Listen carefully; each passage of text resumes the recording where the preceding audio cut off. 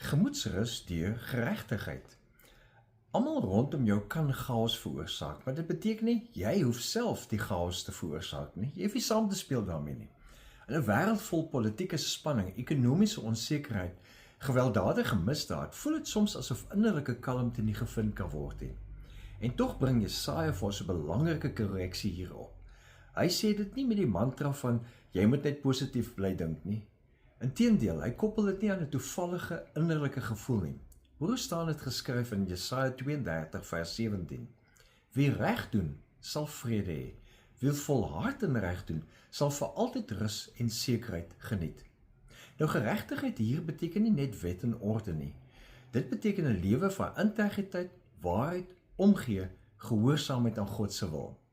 Wanneer ons reg doen, al is dit klein en ongesiens, plant ons saad van vrede in ons eie binneste. Positiewe sielkunde bevestig dat volgehoue morele keuses en kognitiewe herwaardering, met ander woorde om chaos te sien as 'n geleentheid om goed te doen, versterk juis innerlike stabiliteit.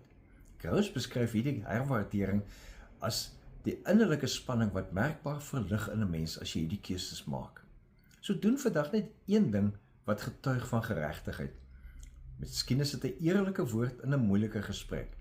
'n Sagte antwoord, 'n sagte reaksie op iemand se frustrasie, of 'n klein daad van hulp waar niemand kyk nie. Hierdie eenvoudige keuses word die boustene van gemoedsrus.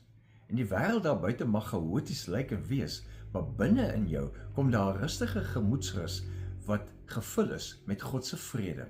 En interessant is, jy doen wat reg is, trek dit jou binneste ook reg en dit help maak die hele wêreld ook reg. Die geïnspireerd.